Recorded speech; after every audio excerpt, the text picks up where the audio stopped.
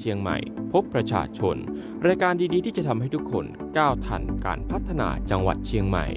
เป็นประจำทุกวันศุกร์ช่วงเวลา 8 นาฬิกาถึง 9 นาฬิกาที่คลื่น FM 93.25 เมกะเฮิรตซ์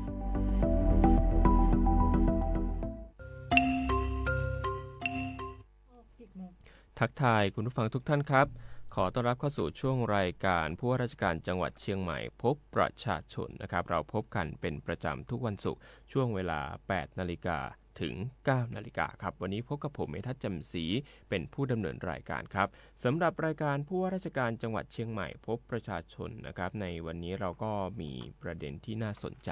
นะครับเดี๋ยวในช่วง 8:10 เนี่ยเราก็จะมีการพูดคุยกันนะครับกับทางท่านรองผู้ว่าราชการจังหวัดเชียงใหม่ท่านศิวกรบัวป้องมาดูกันในเรื่องของสถานการณ์อุทกภัยตอนนี้เป็นยังไงบ้างนะครับตอนนี้เนี่ยมีฝนจะกลับมาอีกรอบนึงไหมนะครับเห็นว่าตอนนี้เนี่ยฝนยังตกปรอยๆอยู่ในบางพื้นที่นะครับแล้วก็ในเรื่องของการปฏิบัติการทาง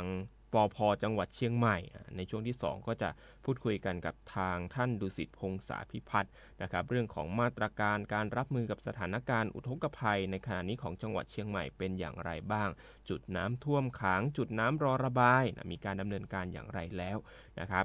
ส่วนช่วงที่3นะครับเป็นเรื่องของลำไยนะครับวันนี้เรายังคงอยู่กับเรื่องของลำไยเพราะว่าสถานการณ์ราคาลำไยเนี่ยต้องจับตามองเป็นพิเศษเลยนะครับเพราะว่าลำไยล้นตลาดนะครับทำให้มีราคาที่ตกลงแล้วก็เกษตรกรเดือดร้อนเป็นอย่างมากเลยฉะนั้นในช่วงที่3ครับเราก็จะพูดคุยกับทางคุณโสภิตฤทธิสรหัวหน้ากลุ่มกำกับและพัฒนาเศรษฐกิจการค้าสำนักงานพาณิชย์จังหวัดเชียงใหม่แต่ก่อนที่เราจะไปดูรายละเอียดในเรื่องต่างๆนะครับพาคุณผู้ฟังนั้นมาติดตามข้อมูลจากกรมอุตุนิยมวิทยากันสักนิดหนึ่งนะครับข้อมูลจากกรมอุตุนิยมวิทยานะครับล่าสุดก็ได้ออกมาพูดถึงเรื่องของฝนที่จะตกหนักเป็นพิเศษนะครับแล้วก็มีการออกมายืนยันว่าพายุไต้ฝุ่นก๋อไมจะไม่เข้าไทยนะครับโดยล่าสุดเนี่ยเมื่อชั่วโมงที่ผ่านมานี่เองทางกรมอุตุนิยมวิทยาออกมาพยากรณ์อากาศก็บอกว่าตอนนี้ประเทศไทยตอนบนครับยังคงมีฝนตกหนักบางแห่งที่บริเวณภาคเหนือภาคตะวันออกเฉียงเหนือตอนบนภาคกลางและภาคตะวันออกโดยเฉพาะบริเวณแม่ฮ่องสอนเชียงใหม่ตากและกาญจนบุรีครับเพราะฉะนั้นก็ขอให้พี่น้องประชาชนในพื้นที่นี้ต้องระมัดระวังอันตรายจากฝนที่ตกหนักและฝนที่ตกสะสมกันด้วยนะครับอาจจะทำให้เกิดน้ำท่วมฉับพลันน้ำป่าไหลหลากและน้ำล้นตลิ่งได้ครับโดยเฉพาะใครที่อยู่ในพื้นที่ลาดเชิงเขาใกล้ทางน้ำไหลผ่านนะครับพื้นที่ลุ่มเนี่ยก็ต้องเฝ้าระวังกันเป็นพิเศษนะครับถ้าเกิดว่ามีฝนตก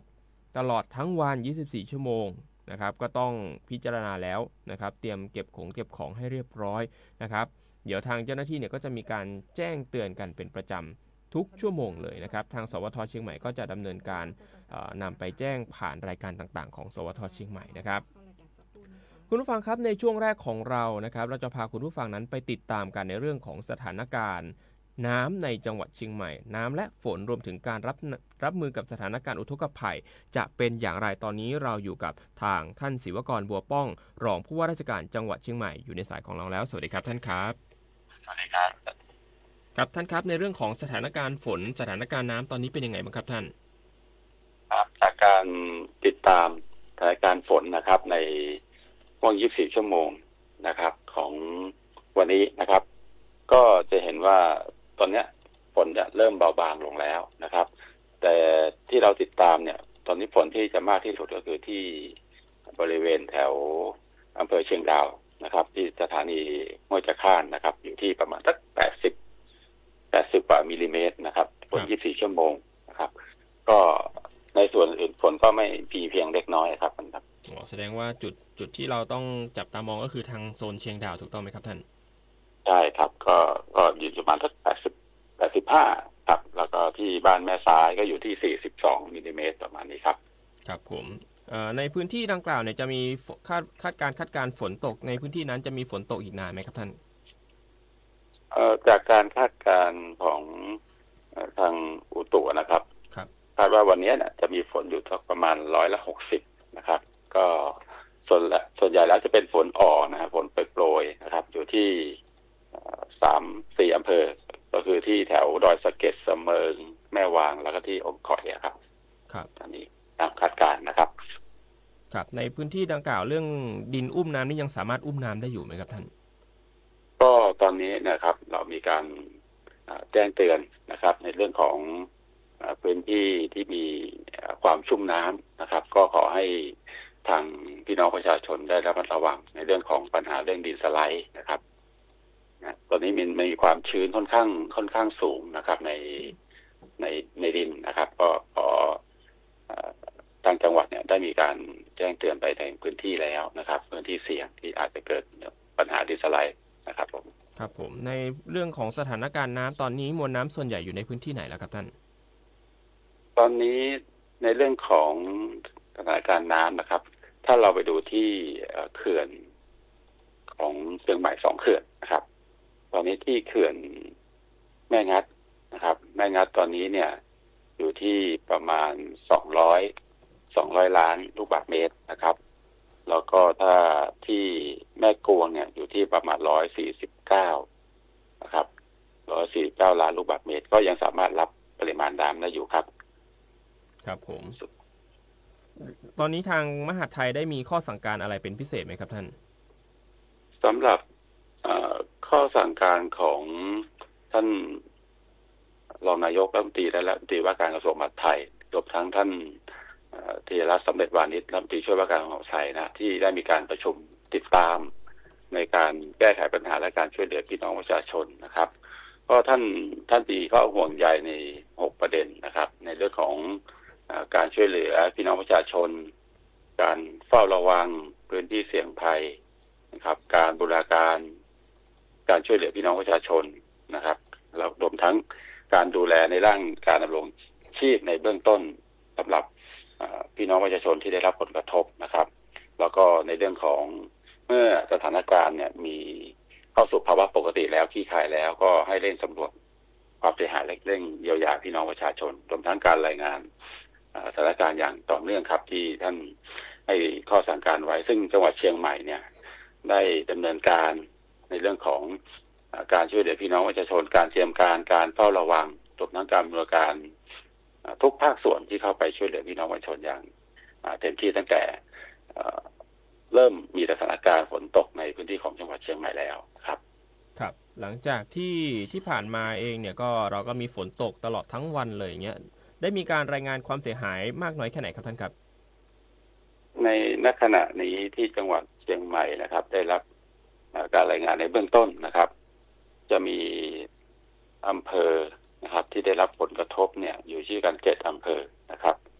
อยู่24ตำบล54หมู่บ้านนะครับก็จะมีที่อำเภอพร้าวอำเภอฮอดแม่ออนแม่อายและอำเภอฝางนะครับอำเภอชัยปราการและอำเภอดอยสะเก็ดครับส่วนใหญ่แล้วนะครับอำเภอที่ได้รับผลกระทบ7อำเภอนี้นะครับก็จะเป็นน้ำท่วมขังน้ำล้นตลิ่งนะในพื้นที่เกษตรถ้าเป็นส่วนใหญ่นะครับแล้วก็พื้นที่บ้านเรือนพี่น้องประชาชนที่อยู่ริมตลิ่งนะครับในที่ลุ่มต่ำขณะนี้ก็ได้รับรายงานจากพื้นที่ว่าเข้าสู่ภาวะปกติแล้วนะครับแล้วก็อีกส่วนหนึ่งที่เกิดขึ้นคือเรื่องของปัญหาดินสไลด์ทับเส้นทางการจราจรนะครับก็ขณะนี้เนี่ยได้รับรายงานจากทุกหน่วยที่ดูแลแก้ไขปัญหาสถานการณ์ในพื้นที่ก็เลยเข้าไปในเรื่องของการเคลียร์เส้นทางนะครับในพื้นที่อย่างเมื่อวานท่านผู้ว่าราชการจังหวัดนะครับก็ลงพื้นที่นะครับของที่อำเภอเชียงดาวครับส่วนผมก็ไปดูที่อำเภอดอยสะเก็ดก็มีการเข้าเคลียร์พื้นที่ทั้งได้รับการสนับสนุนเครื่องไม้เครื่องมือเครื่องจักรจากทางแขวงทางหลวงแขวงทางหลวงชนบททางอบจ.เชียงใหม่ที่เข้าไปช่วยในเรื่องของการเคลียร์เส้นทางนะครับแล้วก็ทาง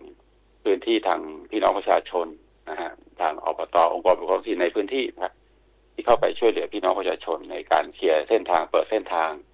นะครับที่มีปัญหาเรื่องดินสไลด์นะครับในส่วนของการอพยพพี่น้องประชาชนนะครับที่เกิดสถานการณ์น้ำล้นตลิ่งก็จะมีที่อำเภอพร้าวนะครับมีการอพยพเพียง 3-4 ครัวเรือนเท่านั้นนะครับตอนนี้ก็กลับบ้านหมดแล้วมาพักค้างที่อำเภอพร้าวเนี่ยเพียงคืนเดียวเท่านั้นครับในเมื่อสถานการณ์ขี้คายก็กลับบ้านหมดแล้วครับก็คือพี่น้องประชาชนที่ไปใช้บริการศูนย์อพยพก็คือจะมีในพื้นที่พร้าวส่วนใหญ่ก็จะเป็นพื้นที่พร้าวแต่ว่าตอนนี้ก็ทยอยกลับบ้านแล้วถูกต้องไหมครับท่านตอนนี้กลับบ้านหมดตั้งแต่เมื่อวานแล้วครับเมื่อเช้าเมื่อวานกลับบ้านทั้งหมดแล้วนะครับไม่มีประชาชนตกค้างนะครับซึ่งเราก็มีการเตรียมการไว้อย่างดีในเรื่องของทหารการดูแลนะครับเรื่องจุดพักพิงจุดจอดรถต่างๆทางนี้จังหวัดเชียงใหม่ก็เตรียมการไว้พร้อมหมดครับในเรื่องของแผนรองรับมวลน้ำจากเชียงดาวเห็นว่าตอนนี้เนี่ยก็เริ่มที่จะเข้าสู่สถานี P1 แล้วตอนนี้เรามีแผนยังไงบ้างครับท่านครับจากการที่ได้รับรายงานจากทางชลประทานนะครับตอนนี้สถานี P1 เนี่ยจะอยู่ที่2.85 เมตรนะครับก็ยังต่ำกว่าตลิ่งนะครับก็ตอนนี้ทางทุกหน่วยยังมีการเฝ้าระวังนะครับโดยเฉพาะอย่างยิ่งในน้ำที่จะมาจากทั้งเชียงดาวแล้วก็ทางแม่แตงนะครับแต่ในตอนนี้เนี่ยสถานี P1 เรายังสามารถที่จะรองรับน้ำได้อยู่แล้วก็มีการ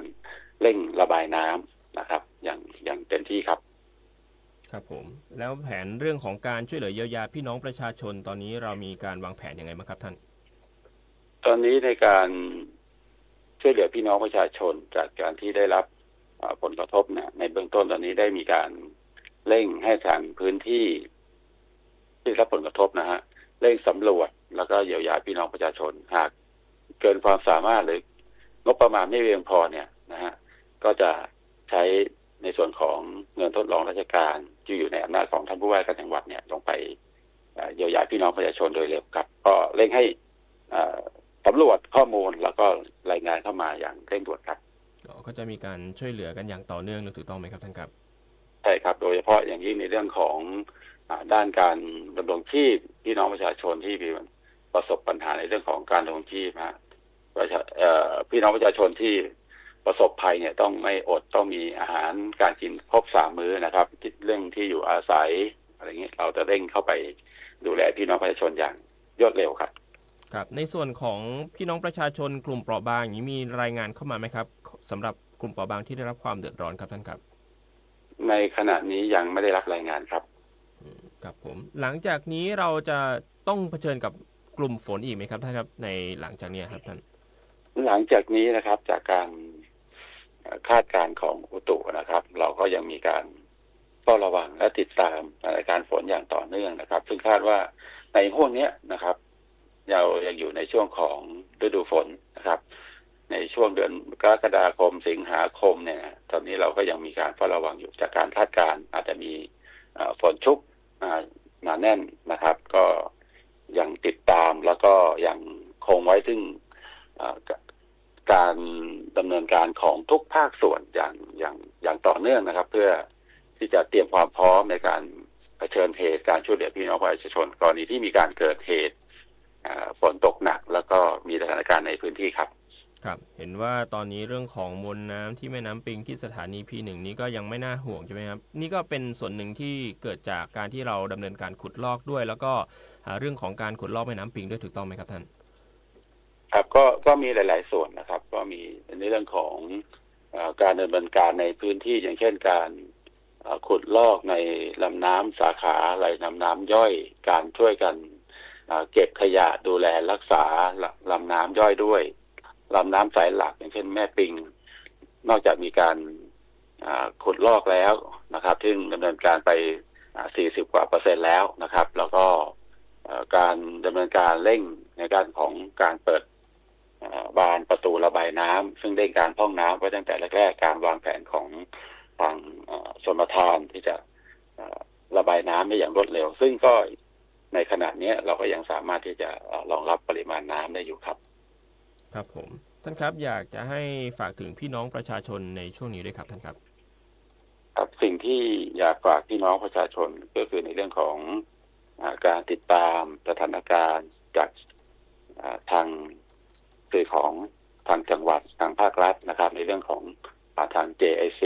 ของจังหวัดเชียงใหม่นะครับในศูนย์แจ้งข่าวสารพี่น้องประชาชนนะครับแล้วก็การเฝ้าระวังติดตามสถานการณ์ต่างๆถ้ามีจุดใดที่พี่น้องประชาชน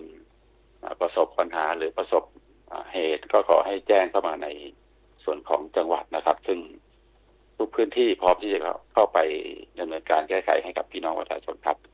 ครับผมต้องขอบพระคุณอย่างสูงครับทางท่านรองผู้ว่าราชการจังหวัดเชียงใหม่ท่านศิวกรบัวป้องที่มาร่วมรายการกับเราในวันนี้ขอบคุณครับท่านครับครับขอบคุณครับสวัสดีครับครับอันนี้ก็ถือว่าเป็นข้อมูลล่าสุดนะครับในส่วนราชการในเรื่องของการรับมือกับสถานการณ์อุทกภัยนะครับก็อย่าลืมนะคุณผู้ฟังสำหรับใครที่ได้รับผลกระทบ1784สามารถโทรไปได้ตลอด24ชั่วโมงเลยนะครับนอกจากนี้เนี่ยในพื้นที่แต่ละพื้นที่ก็จะมีทางผู้นำชุมชนนี่แหละครับที่จะคอยสำรวจตรวจตราว่าพ่อแม่พี่น้องประชาชนกลุ่มไหนที่ได้รับความเดือดร้อนบ้างนะครับในช่วงนี้ใครที่อยู่ในพื้นที่อำเภอเมืองเนาะอยากจะขอความร่วมมือเรื่องของการทิ้งขยะอันนี้สำคัญมากเลยเพราะว่าการทิ้งขยะเนี่ยบางทีเนี่ยเจ้าหน้าที่เขาดำเนินการขุดลอกไปได้เยอะแล้วนะครับขุดลอกเพื่อที่จะระบายน้ำแต่ว่ามันปรากฏว่าเกิดการทิ้งขยะเกิดขึ้นเนี่ยมันก็เลยจะทำให้ขยะที่ท่านทิ้งไปเนี่ยไปอุดตันที่บริเวณท่อทำให้การระบายน้ำเนี่ยเป็นไปได้ยากมากยิ่งขึ้นด้วยนั่นเองนะครับคุณผู้ฟังครับเดี๋ยวในช่วงหน้าเราจะพาคุณผู้ฟังไปติดตามกันต่อนะครับสำหรับเรื่องของแผนปฏิบัติการของปภ.จะเป็นอย่างไรบ้างเรื่องของการแจ้งเตือนเรื่องของพื้นที่จัดการน้ำรอระบายปัญหาขยะอุดตันจะเป็นอย่างไรบ้างช่วงหน้าเดี๋ยวเราจะพามาติดตามกันช่วงนี้พักกันสักครู่หนึ่งครับพระบารมีปกเกล้าเพื่อปวงชนชาวไทย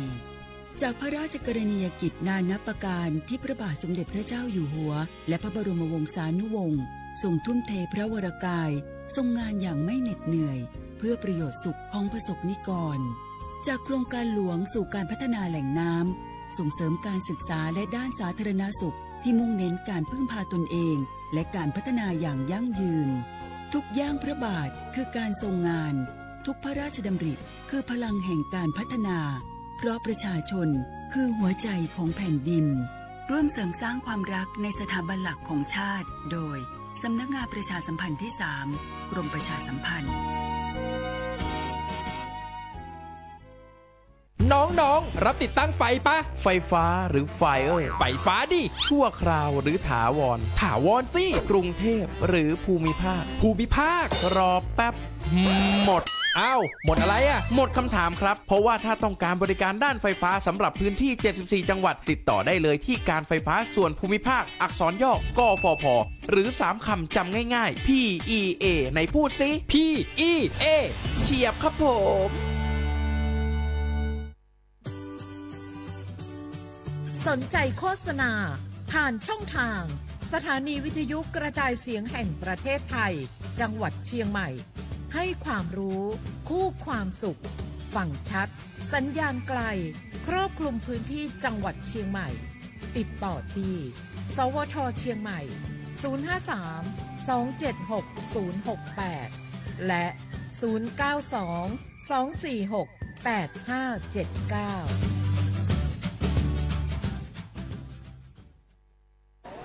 มันนักขนาดนั้นเลยกับพ่อล่ะพอลองปะเจือหลังหลั่นแต่ปะดีมาอดมาโอยน่ะจี้ลองจ้ามพลมานักแต่เอาพ่อล่ะเนี่ยเฮาล่ะบ่ฮู้ตัวพองกะเจ้อย่าไปลืมเนอะวันจันทร์เปิ้นขึ้นไปตรวจสุขภาพงดข้าวงดน้ำหลัง2 ทุ่มเนอะโอ้เกือบลืมเหมือนกันนะก็ดีเหมือนกันนะโหนี่รู้สึกปวดหลังปวดไหล่จะให้หมอเปิ้นจับเส้นสักกำว่าแต่ว่าแก้วมันจะไปก็ฮะน้องขี่มันไปล่ะปีที่แล้วอิดออดถ้าปีนี้บ่ไปจะด่าสักกำเหรอเดี๋ยวเป็นนั่นเป็นนี่กินข้าวกับก่อยตรงเวลาคือหมอสั่งถ้าจะเจือพ่องแล้วกับวันนี้มันไปไหนนี่บ่เดียวนี่ปุ่นน่ะน้องฮือมันไปห้องเจ้ามูไม่ยกของปุ่นน่ะตากันมาปุ่นล่ะไปลีกฮือมูที่เพิ่นแข็งแรงจัดการคนเฮาคนเถิบอย่างเจ้นี่ลีกนี่พอแล้วมันหาแล้วกันเด้กายพร้อมใจพร้อมเพื่อสุขภาพที่ดีปรารถนาดีจากสำนักงานประชาสัมพันธ์ที่ 3 กรมประชาสัมพันธ์ค่ะ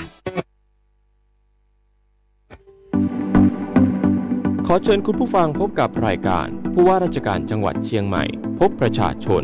รายการดีๆที่จะทำให้ทุกคนก้าวทันการพัฒนาจังหวัดเชียงใหม่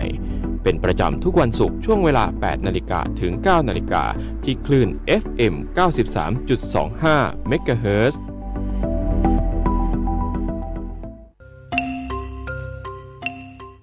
มาพบกันในช่วงที่2ของรายการผู้ว่าราชการจังหวัดเชียงใหม่พบประชาชนนะครับวันนี้เรายังคงต้องเกาะติดกับเรื่องของสถานการณ์น้ำในพื้นที่จังหวัดเชียงใหม่นะครับตอนนี้ถ้าเกิดว่าใครไปดูข้อมูลจากอุทกวิทยาภาคเหนือตอนบนเนาะก็จะมีการรายงานสถานการณ์น้ำแม่น้ำปิงอยู่นะครับตอนนี้เนี่ยไล่เรียงกันมาตั้งแต่ในพื้นที่สถานี P20 ที่เชียงดาวเลยนะครับตอนนี้ปริมาณน้ำในพื้นที่เนี่ยก็ลดน้อยลงถ้าไปดูกราฟเนี่ยลดน้อยลงถ้าเป็นในช่วงเวลา 8 โมงที่ผ่านมาเนี่ย7 โมงที่ผ่านมาอยู่ที่ 0.95 เมตรนะครับขณะที่ 8 โมงก็ลดลงเหลือ 0.91 เมตรนะครับในส่วนของสถานี P75 นะครับที่แม่แตงเชียงใหม่เนี่ยในพื้นที่นะครับก็มีมวลน้ำอยู่ที่ในช่วง 7 โมงเช้านะครับเป็น 2 เมตร 76แต่พอมาในช่วงของ 8 โมงเช้าก็ลดเหลือ 2 เมตร 69นะครับปริมาณน้ำเนี่ยลดลงเช่นเดียวกันนะครับส่วนสถานี P67 ที่สันทรายนะครับในช่วงเวลา 7 โมงเช้าที่ผ่านมาเนี่ยจะอยู่ที่ 2 เมตร 22นะครับขณะที่ 8 โมงเช้าที่ผ่านมานี้เองนะครับก็อยู่ที่ 2 เมตร 20ลดลงเช่นเดียวกันนะครับตัดมาที่สถานี P1 ของจังหวัดของในพื้นที่เมืองอำเภอเมืองเชียงใหม่นะครับตอนนี้มีระดับน้ำเพิ่มขึ้นเล็กน้อยนะครับในช่วง 7 โมงเนี่ยก็จะอยู่ที่ 2 เมตร 85นะครับแล้วก็ 8 โมงช่วง 8 โมงที่ผ่านมาก็คือขออภัยครับในช่วง 6 โมง 2 เมตร 84แล้วก็ 7 โมง 2 เมตร 85และระดับน้ำตอนนี้ยังทรงตัวอยู่นะครับอยู่ที่ 2 เมตร 85นั่นเองระดับตลิ่งจะอยู่ที่เบื้องต้นนะครับจะอยู่ที่ 3 เมตร 70อันนี้ไม่รวมพื้นที่ที่เขาได้มีการสร้างผนังกั้นน้ำเพิ่มเติมด้วยเพราะฉะนั้นช่วงนี้ก็หายห่วงกันได้นะครับแต่ว่าอาจจะมีบางพื้นที่นะครับที่ได้รับผลกระทบจากน้ำปริ่มๆเมื่อประมาณช่วง2วันที่ผ่านมาอย่างพวกสีปิงเมืองต่างๆก็ยังคงต้องติดตามข้อมูลข่าวสารกันด้วยนะครับสำหรับเรื่องของพยากรณ์อากาศทีนี้มาประชาสัมพันธ์เพิ่มเติมสำหรับจุดจอดรถหนีน้ำสำหรับใครที่จะต้องเดินทางไปที่อื่นนะครับแล้วก็ต้องทิ้งรถเอาไว้เนี่ยตอนนี้มีจุดจอดรถฟรีอยู่นะครับไม่ว่าจะเป็นบิ๊กซีดอนจันทร์ที่ลานจอดรถโซนต้นไม้นะครับโลตัสรวมโชคลานจอดรถหน้าห้างโซน A1 ถึง A4 ท่าช้างเชียงใหม่ลานจอดรถที่ร้านของท่าช้างเชียงใหม่เลยนะครับเชียงใหม่ไนท์ซาฟารีนะครับลานจอดรถ3และ4เซ็นทรัลเชียงใหม่ครับลานจอดรถอาคารจอดรถชั้น 3M นะครับแล้วก็ Premium Outlet นะครับที่ลานจอดรถโครงการ A Block Park นะครับที่ลานจอดรถโครงการถนนทุ่งโฮเทลนะครับแล้วก็ Big C สารเด็กอาคารจอดรถโซน 1A ถึง 4A นะครับโลตัสหางดงที่อาคารจอดรถชั้น B3 ดิพลาซ่าช้างคลานนะครับที่ลานจอดรถของห้างเลยแล้วก็สนามบินเชียงใหม่ที่อาคารจอดรถ10ชั้น 5B Central Airport นะครับที่อาคารจอดรถชั้น 2A และชั้น 3 นะครับรวมถึง Travel Lounge นะครับนิมมานที่ลานจอดรถโรงแรมเลยนะครับจริงใจวิลเลจที่จุดจอดรถ ABC จริงใจมาร์เก็ตที่จุดจอดรถดีนะครับร้านการเวลาสาขากองบินจอดรถได้ที่หน้าร้านนะครับแล้วก็ศูนย์ประชุมนานาชาติที่ลานจอดรถประตู5เข้าไปมีพื้นที่เหลือเฟือครับร้าน After School นะครับที่ลานจอดรถร้านวาซาบิพาร์คนะครับที่ลานจอดรถโครงการนะครับแล้วก็มช.ถ้าเกิดว่าท่านเป็นบุคลากรเนี่ยไปที่จุดจอดรถ S1 แต่ถ้าเกิดว่าท่านเป็นพี่น้องประชาชนก็ไปจอดได้ที่ศาลาอ่างแก้วนะครับมีข้อมูลเพิ่มเติมเข้ามานะครับสำหรับสำนักงานปศุสัตว์เขต5ล่าสุดได้มีการออกมาโพสต์ข้อมูลสำหรับเรื่องของการช่วยเหลือเยียวยาพี่น้องประชาชนกลุ่มเกษตรกรผู้เลี้ยงสัตว์นะครับข้อมูลล่าสุดนะครับเรื่องของหลักเกณฑ์วิธีปฏิบัติเกี่ยวกับการให้ความช่วยเหลือด้านปศุสัตว์ของผู้ประสบภัยพิบัติกรณีฉุกเฉินนะครับถ้าเกิดว่าท่านเลี้ยงโคอันนี้เดี๋ยวจะยกตัวอย่างมาคร่าวๆกันแล้วกันนะครับคุณผู้ฟังแล้วก็โพสต์เนี่ยก็จะเดี๋ยวไปโพสต์ที่เพจของสวท.เชียงใหม่ PRD สำหรับใครที่เป็นเกษตรกรก็สามารถที่จะเข้ามาดูได้ว่าในแต่ละรายนะครับเกษตรกรผู้เลี้ยงสัตว์แต่ละรายเนี่ยจะได้รับการช่วยเหลือกันอย่างไรบ้างนะครับถ้าเกิดว่าท่านเลี้ยงโคอายุน้อยกว่า6เดือนนะครับจะมีการช่วยเหลืออัตราตัวละไม่เกิน 13,000 บาทนะครับเกษตรกรที่จะได้รับการช่วยเหลือต้องเป็นเกษตรกรที่ขึ้นทะเบียนกับกระทรวงเกษตรและสหกรณ์เท่านั้นนะครับสำหรับโคที่อายุ6 เดือนถึง1ปีนะครับอัตราช่วยเหลือเนี่ยตัวละไม่เกิน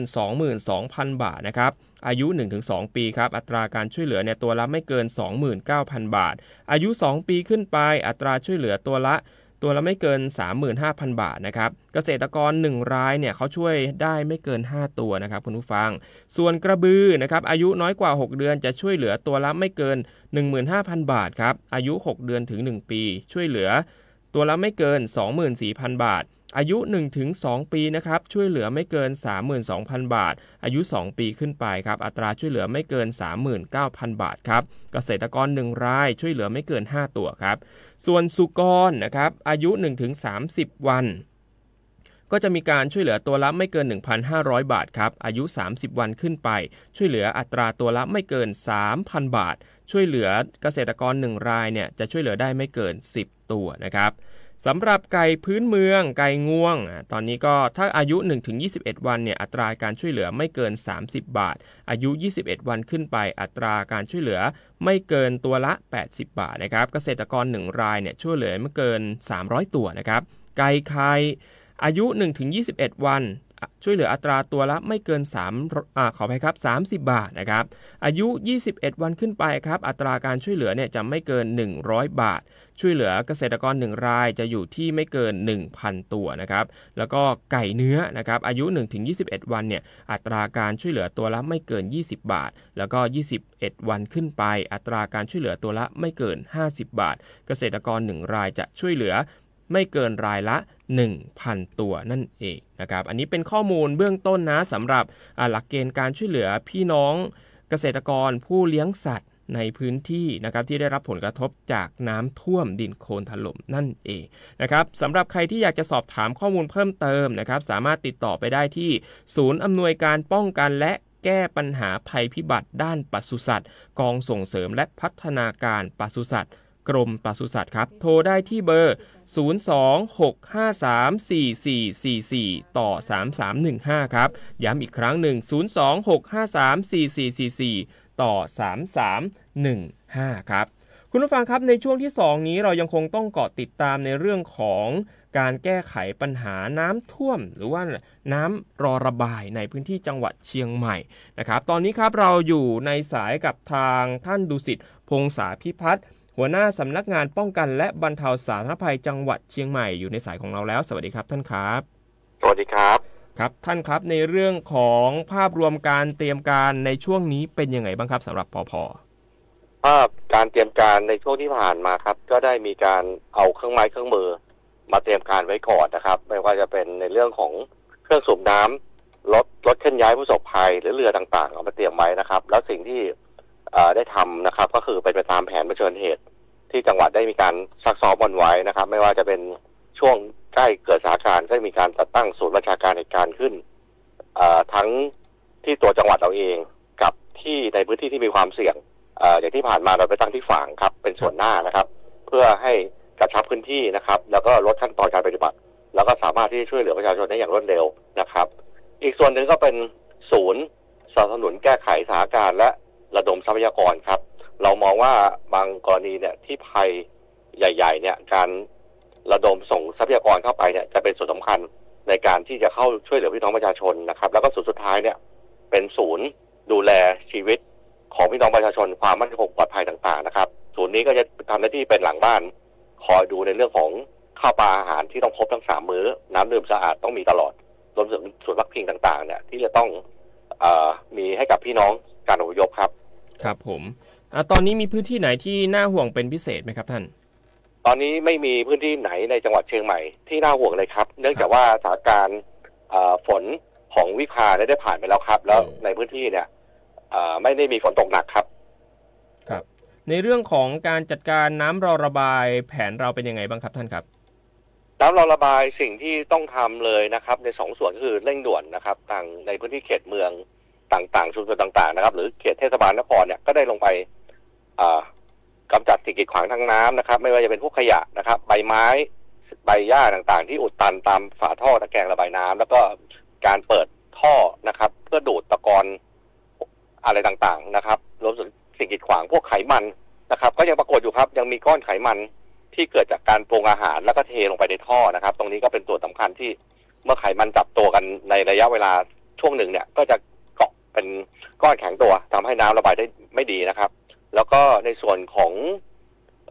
ขยะเนี่ยก็ยังพบอยู่ครับเมื่อมีน้ำไหลหลากก็จะทำให้ไปปิดกั้นฝาท่อต่างๆครับซึ่งณวันนี้เทศบาลนครก็เร่งเก็บครับแล้วก็ที่ผ่านมาในพื้นที่อย่างกาดก้อมนะครับก็มีฝนตกนะครับก็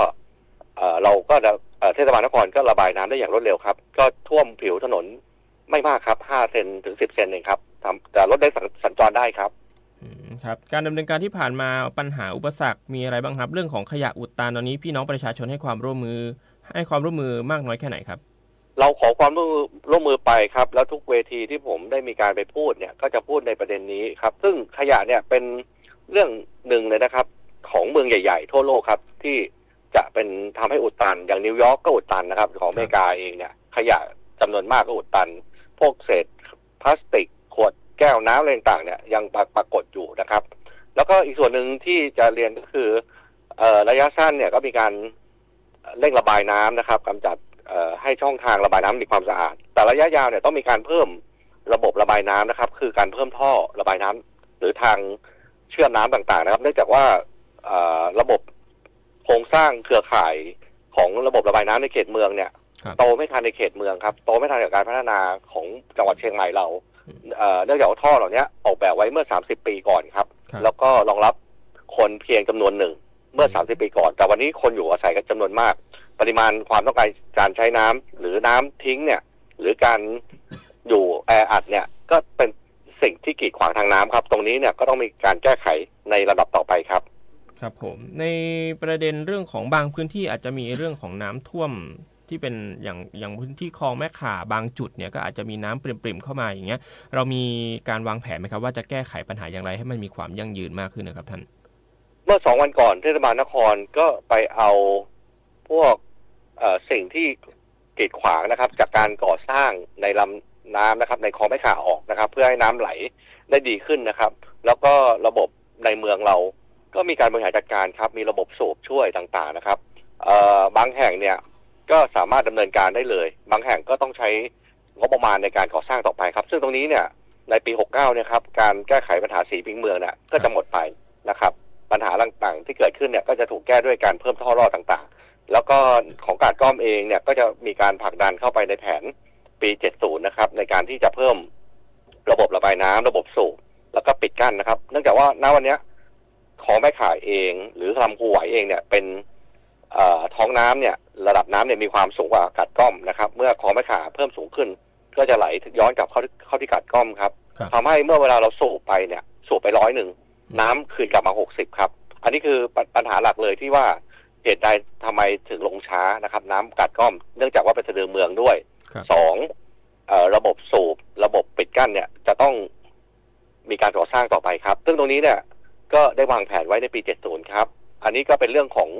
การระบายน้ำออกจากตัวเมืองครับอันนี้ก็เป็นเรื่องหนึ่งเป็นการเดรนเนจนะครับที่สากลทั่วโลกเขาใช้กันอีกเรื่องนึงเป็นเรื่องใหญ่ครับเป็นเรื่องของการป้องกันน้ำเข้าท่วมในเขตเมืองจากกรณีแม่น้ำล้นตลิ่งนะครับอันนี้เขาเรียกว่า flood protection ก็คือการป้องกันอย่างไรก็ได้ครับไม่ให้น้ำเข้าในเขตเมืองวันนี้เทศบาลนครก็ได้ทำงานอย่างหนักไปอุดตามช่องฟันหล่อร่วมกับเทศบาลต่างๆนะครับที่อยู่ในอำเภอเมืองเทศบาลป่าแดดอย่างนี้ก็เข้าไปร่วมหนองหอยก็เข้าไปร่วมนะครับในการที่จะปิดฟันหล่อต่างๆนะครับแล้วก็วันนี้การขุดลอกแม่น้ำปิงกับการปรับปรุงฝายเนี่ยก็มีส่วนหนึ่งเลยนะครับที่ทำให้ระดับน้ำปิงเนี่ยลดลงนะครับจากที่เราประเมินไว้นะครับแล้วก็น้ำขึ้นช้าครับเนื่องจากว่าเรามี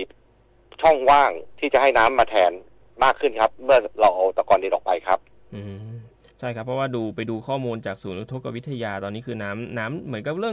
มคงที่เลยนะฮะตั้งแต่ช่วงเวลา 7 โมงถึง 8 โมงที่ผ่านมาเนี่ยครับท่านครับกราฟไต่ตัวของระดับน้ำเนี่ยจะไม่มากนักนะครับไม่มากนักก็คือจะไม่ชันเหมือนกับปีก่อนนะครับปีนี้เนี่ยเราได้เอาตะกอนดินออกไปนะครับทำให้เมื่อตะกอนดินออกน้ำที่มาก็มาแทนที่ครับแล้วก็น้ำไหลเร็วขึ้นนะครับสามารถที่จะระบายไปยังประตูท่าบางตาลได้ซึ่งวันนี้เปิดทั้งหมด6 บานนะครับแล้วที่ผ่านมาเนี่ยประตูท่าบางตาลก็เปิด6 บานแต่น้ำไปไม่พอครับท่าบางตาลเนี่ยสามารถที่ระบายน้ำได้ช่องละ200 ลูกบาศก์เมตรต่อวินาที 6 ช่องก็ 1,200 นะครับแต่น้ำที่ไปเนี่ยเพียงแค่400เองครับ400เนี่ยก็เกิด1จากตะกอนดินที่กีดขวางนะครับไม่สามารถให้น้ำไหลไปได้อย่างรวดเร็ว2ฝายครับฝายจะเป็นตัวดักตะกอนเป็นตัวกีดกั้นขวางทางน้ำนะครับไม่ให้น้ำไหลไปนะครับอันนี้ก็เป็นสาเหตุหลักเลยที่ทำให้น้ำเนี่ยเพิ่มตัวยกสูงขึ้นแล้วก็เข้าท่วมในเขตเมืองปีที่ผ่านมาครับซึ่งการดำเนินการในวันนี้นะครับเป็นการแก้ไขปัญหาตรงจุดแล้วก็ทำได้เลยนะครับแล้วก็ทำได้ตามที่เราต้องการนะครับแล้วก็ไม่กระทบกับใครใน2ลำน้ำครับก็ถือว่าเป็นการดำเนินการที่เราได้วางแผนไว้ครับครับในช่วงเดือนสิงหากันยาอย่างนี้เราได้มีการเตรียมการยังไงบ้างครับถ้าเกิดกรณีที่มีฝนตกเพิ่มขึ้นครับครับวันนี้เนี่ยแม้วิภาจะอ่อนมือให้เรานะครับหรืออ้อมมือให้เราเนี่ยแล้วก็ไปส่งผลกระทบกับเพื่อนจังหวัดข้างเคียงนะแต่เราก็ไม่ประมาทครับในช่วงที่ผ่านมาเนี่ยครับเราใช้แผนเผชิญเหตุอุทกภัยขั้นสูงสุดนะครับแล้วเราก็ไม่ได้ประเมินสถานการณ์ต่ำเชียงใหม่เนี่ยในเรื่องของอุทกภัยเนี่ยเราไม่สามารถมองที่ภาพต่ำได้เลยนะครับหรือเราไม่สามารถมองขนาดเล็กได้เลยนะครับเราจะมองอะไรที่มีความรุนแรงนะครับเพื่อให้สามารถรับมือได้นะครับก็การที่พายุวิภาเข้าถือว่าเป็นผลดีอย่างหนึ่งที่ทำให้เชียงใหม่เนี่ยได้เอาแผนมาใช้นะครับโดยเฉพาะเรามี2แผน1คือแผนเชิงรุกนะครับถ้าภัยเราบริหารจัดการได้เนี่ยเราก็จะเข้าไปช่วยเหลือเร่งสูบน้ำออกหรือป้องกันไม่ให้น้ำท่วมเขตเมืองนะครับซึ่งเป็นสาเหตุหลักเลยที่ฝนตกทางต้นน้ำไม่ว่าจะเป็นเชียงดาวเวียงแหงแม่แตงเนี่ยไหลเข้าท่วมในเขตเมืองนะครับอีกอันนึงนะครับฉากทัศน์หนึ่งที่เรามองก็คือเป็นภัยใหญ่เราก็จะใช้วิธีการตั้งรับแล้วก็ประคองสถานการณ์การตั้งรับในที่นี้คือการรักษาชีวิตของพี่น้องประชาชนรักษาชีวิตของผู้ปฏิบัติงานครับโดยอพยพออกไปยังศูนย์พักพิงซึ่งวันนี้เรามีจุดศูนย์พักพิงมากกว่า44แห่งรองรับได้มากกว่า100,000 คนครับตรงนี้เป็นเบื้องต้นนะครับแล้วก็เรายังมีความร่วมมือกับศูนย์แสดงสินค้านานาชาติและก็สนามกีฬา700 ปีเนี่ยที่จะสามารถรองรับผู้อพยพได้เป็น100,000 คนครับอันนี้ก็คือเรามีแผนนะครับว่าเมื่อต้องอพยพแล้วเนี่ยจะไปที่ไหนไปอย่างไรไปเมื่อไหร่เนี่ยครับเราจะทำ3สิ่งนี้อีกส่วนหนึ่งก็คือรถยนต์ครับที่จะเป็นตัวชี้วัดในทางสากลนะครับภาพรถยนต์จมน้ำท่วมจะต้องไม่มีหรือน้อยที่สุดครับอันนี้เป็นเรื่องสำคัญที่เราต้องแจ้งเตือนแล้วก็การอพยพรถยนต์เนี่ยเป็นสิ่งที่ทำง่ายๆได้ง่ายและเป็นสิ่งที่มีมูลค่าสูงนะครับรถยนต์เป็นทรัพย์สินที่เป็นตัวชี้วัดหนึ่งนะครับในการบริหารภัยก็จะต้องมีการวันนี้เรามีพื้นที่รองรับรถยนต์ได้มากกว่า 2-3 หมื่นคันแล้วครับก็เพียงพอครับในพื้นที่ต่างๆไม่ว่าจะเป็นอาคารสูงนะครับห้างสรรพสินค้าต่างๆที่ให้ความร่วมมือครับอันนี้ก็เราเดินตามแผนครับแล้วก็สิ่งสำคัญนะครับเรามีการเฝ้าระวังตลอดนะครับเราจะไม่ปล่อยให้น้ำมาทำลายชีวิตและทรัพย์สินของพี่น้องประชาชนครับตรงนี้เนี่ยจะมีการเฝ้าระวังและแจ้งเตือนล่วงหน้าครับซึ่งเชียงใหม่ระบบเราลงตัวครับครับในเรื่องของจุดศูนย์อพยพต่างๆจุดจอดรถต่างๆเนี่ยมีวันจำกัดไหมครับว่าจะให้บริการจุดจอดรถฟรีหรือว่าศูนย์อพยพเนี่ยให้บริการไปจนถึงช่วงวันไหนครับศูนย์อพยพกับที่จอดรถเนี่ยจะเอามาใช้ในช่วงของสถานการณ์ใกล้ๆเกิดนะครับ24 ชั่วโมงนะครับ24 ชั่วโมงวันหนึ่งเนี่ยเราสามารถอพยพได้ทั้งหมดได้ครับแต่ในภาวะปกติเนี่ยอันนี้ก็เป็นไปตามแผนนะครับเมื่อมีสถานการณ์เมื่อไหร่เนี่ยใกล้สถานการณ์เนี่ยก็จะมีการเอาแผนออกมาใช้นะครับซึ่งณวันนี้ก็ถือว่าวิภาเนี่ยก็เหมือนกับจังหวัดเชียงใหม่ได้มีการซักซ้อมแผนนะครับซักซ้อมขั้นตอนการปฏิบัติต่างๆครับก็ที่ผ่านมาก็ถือว่าวิภาไม่ได้ทำผลกระทบกับเชียงใหม่มากครับผมเปรียบเสมือนวิภาเนี่ยเปรียบเสมือนรถบรรทุกน้ำพายุเนี่ยครับรถบรรทุกน้ำเนี่ยที่วิ่งมาด้วยความเร็วนะครับเปรียบเสมือนว่าวิ่งมาบางพื้นที่น้ำก็เฉาะหล่นข้างทางนะครับทำให้ท่วมนะครับแต่สิ่งที่จังหวัดเชียงใหม่กลัวคือกลัวรถวิภาเนี่ยรถบรรทุกน้ำวิภาเนี่ย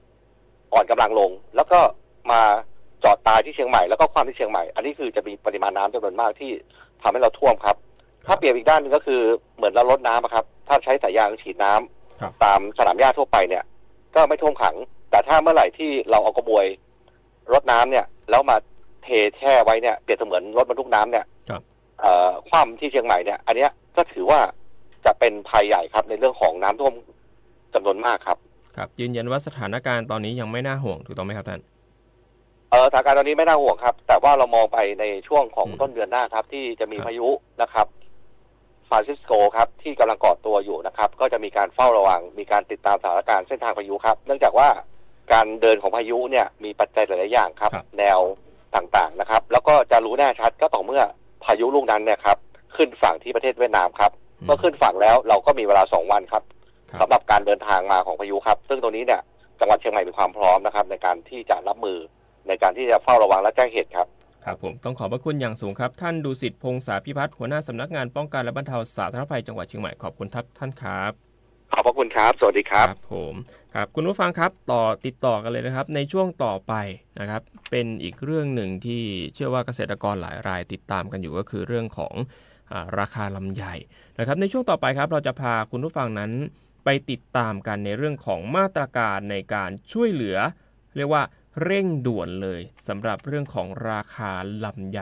ในช่วงเดือนนี้จนถึงเดือนสิงหาคมนั้นจะเป็นอย่างไรสถานการณ์เป็นยังไงเรื่องแผนการกระจายผลผลิตเป็นอย่างไรบ้างนะครับช่วงนี้เราก็จะไป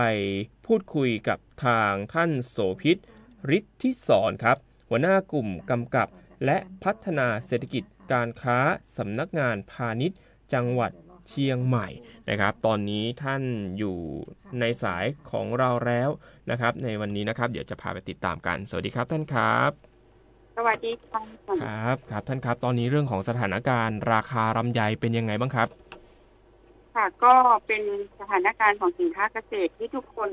กำลังให้ความสนใจนะคะในส่วนของพาณิชย์จังหวัดก็เป็นหน่วยงานทางด้านของการช่วยเหลือทางด้านของภาคเกษตรกรนะคะในส่วนของลำไยปีนี้เราจะต้องยอมรับจริงๆว่าเวลาเราออกพื้นที่เนี่ยปีนี้ผลผลิตออกเยอะมากนะคะ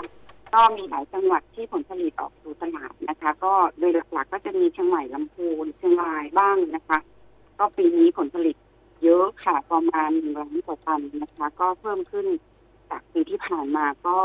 6% เลย 100,000 ตันเศษค่ะก็ถือว่าเป็นสถานการณ์ที่ค่อนข้างน่าจะเป็นห่วงนะคะครับเรื่องของลำไยเนี่ยล่าสุดเห็นว่าทางกระทรวงพาณิชย์ได้มีการมอบนโยบายมาด้วยเป็นยังไงบ้างครับเรื่องของนโยบายกระทรวงพาณิชย์ค่ะก็คงเป็นนโยบายของรัฐบาลร่วมกับทางด้านของกระทรวงพาณิชย์นะคะก็ถือว่าเป็นความเป็นห่วงเป็นใยในเรื่องของการช่วยแก้ไขปัญหาราคาลำไยตกต่ำนะคะก็ได้มีการออกมาตรการทั้งหมดอยู่8มาตรการด้วยกันนะคะไม่ว่าจะเป็นในเรื่องของการดูในภาพของการเชื่อมโยงการส่งออกหรือในเรื่องของการกระตุ้นการบริโภคแล้วก็มีการดึงพันธมิตรที่กระทรวงพาณิชย์มีอยู่ในมือเข้ามาช่วยในการรับซื้อนะคะไม่ว่าจะเป็นห้างสรรพสินค้าหรือทางด้านของปั๊มน้ำมันต่างๆที่จะจัดแคมเปญในเรื่องของการส่งเสริมการขายรวมถึงในส่วนของตลาดส่งออกที่เรากำลังจะพูดคุยกันอยู่ด้วยค่ะตอนเบื้องต้นจะขออนุญาตนำเรียนกับท่านถึงพื้นฐานของผลผลิตลำไยของที่เชียงใหม่เราด้วยนะคะคือเชียงใหม่เราเนี่ยถือว่าเป็นอันดับ1ของผลผลิตที่มากที่สุดในภาคเหนือนะคะแล้วก็ผลผลิตส่วนใหญ่เนี่ยก็จะมีการนำไปอบเปลือกหรืออบแห้งเป็นผลผลิตหลัก 60% แล้วก็ที่เหลือ 20% ก็จะเป็นในเรื่องของการกระจายส่งออกเป็นสดแล้วก็บริโภคภายในประเทศค่ะก็เท่าที่เราออกพื้นที่เนี่ยผลผลิตที่เราเห็นส่วนใหญ่จะค่อนข้างลูกเมื่อเทียบกับปีที่ผ่านมาขนาดลูกความสวยอะไรอีกจะลดลงเพราะว่าเนื่องจากฝนน้ำดีดินดีเนาะก็จะออกสู่ตลาดค่อนข้างที่จะเยอะแล้วก็เกรดจะเป็นเกรดดีแล้วก็คิดเองเป็นหลักค่ะครับผมตอนนี้เรื่องของลำไยยังมีค้างอยู่ในตลาดเยอะไหมครับท่านอันนี้ผลผลิตของจังหวัดเชียงใหม่เนี่ยออกสู่ตลาดประมาณ10 กว่า%นะคะก็ถือว่ายังออกสู่ตลาดประมาณไม่ถึง 20% ผลผลิตก็ยังเหลืออยู่ในตลาดค่อนข้างที่จะสูงอยู่โดยเฉพาะในเดือนสิงหาคมที่ผ่านมาที่จะถึงเนาะก็จะค่อนข้างที่จะเป็นเดือนแห่งการ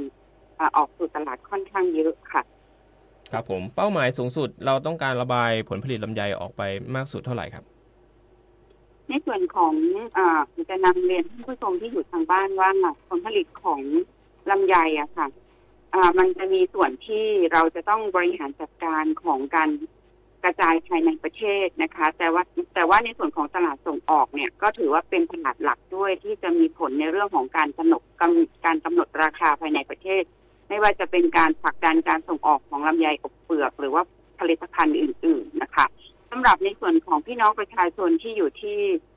รับฟังที่จะอยู่ทางบ้านนะคะตอนนี้เราคงจะต้องช่วยกันเป็นนักขาย ร่วมด้วยช่วยกันนะคะก็คือทางสำนักงานพาณิชย์จังหวัดก็มีโครงการในเรื่องของการกระจายลำไยออกสู่ผู้บริโภคที่อยู่ต่างจังหวัดนะคะโดยเฉพาะในส่วนของการที่ให้องค์กรต่างๆช่วยรับซื้อของพาณิชย์กับพาณิชย์ก็ร่วมกันเป็นผู้ซื้อผู้ขายร่วมกันโดยเฉพาะบางพืชเนี่ยเราก็รับของเขามาขายแล้วเราก็ส่งลำไยไปให้เขาขายด้วยนะคะก็ถ้าผู้ฟังที่อยู่ทางบ้านเนี่ยอยากที่จะร่วมในเรื่องของการขายเพราะว่าในส่วนของการขายสู่ผู้บริโภคเนี่ยราคาค่อนข้างที่จะดีเหมือนกันนะคะเราก็มีแคมเปญในการที่จะช่วยสนับสนุนโดยเฉพาะเราได้รับการส่งเสริมกล่องบรรจุภัณฑ์ทางด้านของการใช้บรรจุผลไม้ที่ส่งฟรีโดยผ่านบริษัทไปรษณีย์ไทยเนี่ยท่านสามารถที่จะมาขอรับกล่องได้นะคะก็สามารถที่จะส่งให้กับผู้ซื้อที่อยู่ต่างจังหวัดได้นะคะก็ทั้งที่เป็นเกษตรกรรายย่อยหรือว่าเป็นสถาบันหรือว่าผู้ขายออนไลน์ทั่วไปด้วยค่ะครับผมคนที่สนใจก็สามารถที่จะติดต่อเข้าร่วมโครงการได้เลยถูกต้องไหมครับท่านต้องเตรียมเอกสารอะไรไหมครับขออนุญาตใช้สื่อตรงนี้ประชาสัมพันธ์ไปนะคะว่าเรามีกล่องที่จะให้กับท่านรับไปใช้บรรจุผลไม้ฟรีไม่มีค่าใช้จ่ายนะคะโดยการจัดสรรเป็น2ประเภทด้วยกันประเภทแรกก็คือถ้าเป็นบุคคลรายบุคคลหรือว่าเกษตรกรรายเดียวเนี่ยเราให้30 กล่องต่อรายแล้วก็ถ้าเป็นสถาบันเกษตรกรได้อยู่100 กล่องต่อหนึ่งกลุ่มนะคะก็ถ้าท่านใช้หมดก็มาขอรับใหม่ได้นะคะตอนนี้หากท่านที่อยู่ทางบ้านที่ฟังรายการอยู่สามารถขอรับสนับสนุนทางด้านกล่องได้โดยไม่มีค่าใช้จ่ายเพียงแต่ต้องเตรียมเอกสารมาให้พร้อมไม่ว่าจะเป็นทางด้านของหนังสือขึ้นทะเบียนเกษตรกรหรือว่าหนังสือรับรองความเป็นกลุ่มนะคะแล้วก็แผนการกระจายของแต่ละท่านค่ะก็น่าจะช่วยพี่น้องเกษตรกรได้เป็นอย่างมากเลยนะฮะ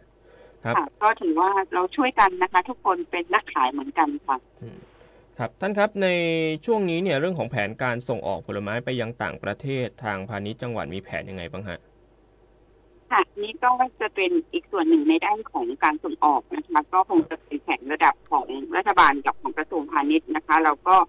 ให้ความสำคัญทางด้านของการส่งออกเพราะว่าถือว่า60%เนี่ยเราส่งออกไปต่างประเทศเนาะ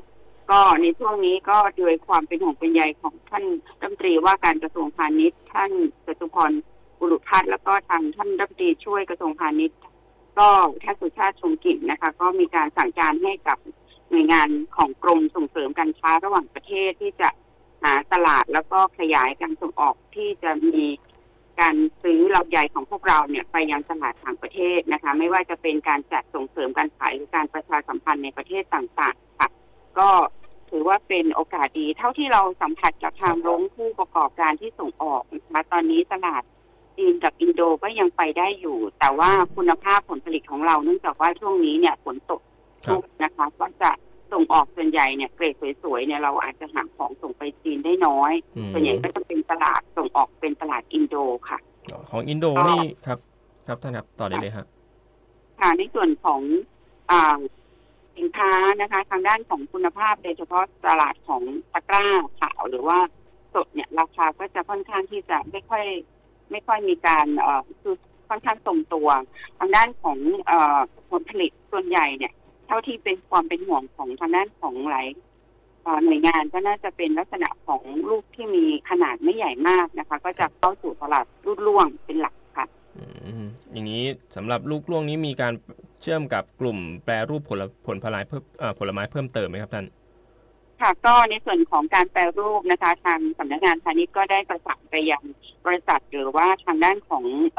โรงงานต่างๆในการแปรรูปไม่ว่าจะเป็นการอบแห้งหรือว่าทางการแปรรูปเป็นรูปแบบอื่นๆลำไยกระป๋องต่างๆนะคะเขาก็ยังรับอยู่แต่ปริมาณผลผลิตในเรื่องของลำไยกระป๋องหรือในการแปรรูปในผลิตภัณฑ์อื่นเนี่ยอาจจะเป็นช่องทางการตลาดที่มีสัดส่วนไม่มากนักแต่ว่าในด้านของการเชื่อมโยงก็เป็นการสร้างมูลค่าได้มากพอสมควรครับครับสุดท้ายอยากจะให้ฝากถึงพี่น้องเกษตรกรชาวสวนลำไยสักนิดหนึ่งครับค่ะในโอกาสสุดท้ายนี้ก็อยากจะให้พี่น้องช่วยกันในเรื่องของการรักษาทางด้านของการนำพันธุ์ลำไยคุณภาพแล้วก็ช่วยกันกระจายร่วมกับพาณิชย์จังหวัดไปยังผู้ซื้อหรือว่าญาติพี่น้องที่อยู่ต่างจังหวัดนะคะก็ตรงนี้ก็ขอให้รักษาคุณภาพในเรื่องของผลผลิตนะคะก็น่าจะช่วยทำให้เราลำไยของเราสามารถที่จะขายได้ในตลาดของลำไยสดได้อีกช่องทางหนึ่งค่ะครับ ท่านครับขออนุญาตเพิ่มประเด็นอีกสักนิดหนึ่งครับในช่วงนี้เนี่ยเราก็จะอาจจะต้องติดตามเรื่องสถานการณ์อุทกภัยกันเรื่องของการติดตามสถานการณ์ราคาสินค้าอุปโภคบริโภคในช่วงนี้เรามีแผนการยังไงบ้างครับท่านค่ะก็เป็นความเป็นห่วงเป็นใยของทางด้านของสำนักงานพาณิชย์นะคะแล้วร่วมถึงทางด้านของกระทรวงด้วยนะคะก็ช่วงนี้ปัญหาทางด้านของอุทกภัยเนี่ยเป็นปัญหาใหญ่ที่ทุกคนเนี่ยกำลังเฝ้าระวังอยู่นะคะทางสำนักงานจังหวัดนะคะโดยข้อสั่งการเนี่ยเราก็มีหนังสือไปยังศูนย์การค้าหรือว่าห้างสรรพสินค้าร้านค้าต่างๆที่จำหน่ายสินค้าที่จำเป็นต่อการผู้บริโภคให้มีการสำรองสินค้าให้มีเพียงพอและก็ไม่ฉวยโอกาสในการขึ้นราคาสินค้าด้วยก็อยากจะประชาสัมพันธ์ว่าผู้ประกอบการค้าต้องเห็นใจในช่วงของการเกิดภัยพิบัตินะคะตรงนี้หากท่านขึ้นราคาหรือฉวยโอกาสขึ้นราคาเนี่ยเรามีโทษปรับแล้วก็ดำเนินการตามข้อกฎหมายค่ะครับที่ผ่านมามีการกักตุนสินค้าไหมครับจากการลงพื้นที่สำรวจฮะค่ะในส่วนของในปีที่ผ่านมาเนี่ยหลายๆครั้งที่เราลงพื้นที่เนี่ยเนื่องจากเชียงใหม่เป็นจังหวัดที่ใหญ่นะคะก็มีห้างมีอะไรค่อนข้างเยอะนะคะประชาชนเนี่ยน้ำใจดีนี่ก็ในด้านของสินค้าเนี่ยเพียงพอแล้วก็ราคาไม่ได้มีการปรับขึ้นจากการฉวยโอกาสของผู้ประกอบการค่ะครับไม่ได้มีสินค้าที่ขาดตลาดใช่ไหมครับท่านค่ะตอนนี้เพียงพอต่อการบริโภคไม่ว่าจะเป็นสินค้าที่จำเป็นนะคะที่เราเตรียมรองไว้นะคะเท่าที่เราคุยกับทางห้างสรรพสินค้าที่มีสาขาทั่วไปมีสินค้าที่เพียงพอแล้วก็ขอความร่วมมือเขาไม่ให้มีการปรับราคาหรือฉวยโอกาสขึ้นราคาสินค้าค่ะครับผมแนะนำผู้ประกอบการร้านค้าสักนิดนึงครับในช่วงนี้โดยเฉพาะเรื่องของการติดป้ายราคาสินค้าด้วยฮะในส่วนของสำนักงานพาณิชย์จังหวัดนะคะก็ขอความร่วมมือทางผู้ประกอบการที่เป็นผู้ประกอบการทุกชนิดสินค้านะคะในเรื่องของการปิดป้ายแสดงราคาถือว่าเป็นหน้าที่ของผู้ประกอบการที่จะแสดงความชัดเจนในด้านของการขายสินค้าของท่านนะคะเราอยู่ด้วยกันเราก็ร่วมด้วยช่วยกันให้ผู้บริโภคเขาได้รับความเป็นธรรมจากการซื้อสินค้าโดยการปิดป้ายแสดงราคาสินค้าทุกชิ้นที่ท่านจำหน่ายสินค้าค่ะครับผมต้องขอบพระคุณอย่างสูงครับทางท่านโสภิต ฤทธิศรหัวหน้ากลุ่มกำกับและพัฒนาเศรษฐกิจการค้าจากสำนักงานพาณิชย์จังหวัดเชียงใหม่ขอบคุณครับท่านครับสวัสดีค่ะครับผมเรื่องนี้ก็ถือว่าเป็นเรื่องที่เราต้องติดตามข้อมูลกันอย่างต่อเนื่องทั้งเรื่องสถานการณ์น้ำนะครับเรื่องของสถานการณ์ลำไยอีกเรื่องนึงก็คือเรื่องของไทยกับกัมพูชาเนาะก็ต้องส่งกำลังใจให้กับพี่ๆทหารทุกท่านเลยที่ปฏิบัติหน้าที่อยู่รวมถึงพี่น้องประชาชนที่อยู่ในพื้นที่ชายแดนไทยกัมพูชานะครับก็ต้องส่งกำลังใจให้กันและกันช่วงนี้ก็อาจจะมีการเปิดรับบริจาคกันเนาะในหลายเพจเนี่ยก็เช็คกันดูให้ดีนะว่าเพจไหนเป็นเพจจริงเพจไหนเป็นเพจปลอมเวลาที่ท่านโอนเงินไปเพื่อที่จะร่วมบริจาคเนี่ยสังเกตด้วยว่าบัญชีที่ท่านโอนไปเป็นบัญชีนิติบุคคลหรือไม่หรือถ้าเป็นบัญชีส่วนตัวก็ต้องไปพิจารณาเป็นพิเศษแล้วว่านี่เป็นมิจฉาชีพหรือไม่นะครับและนี่ก็คือรายการผู้ว่าราชการจังหวัดเชียงใหม่พบประชาชนขอขอบคุณทุกท่านที่ติดตามกันมาไม่ว่าจะเป็นทางเพจ Facebook นะครับรวมถึงทางคลื่นของสวท.ฝางสวท.เชียงใหม่นะครับขอบคุณทุกท่านเลยและเดี๋ยวเราพบกันอีกในครั้งหน้าสำหรับวันนี้สวัสดีครับ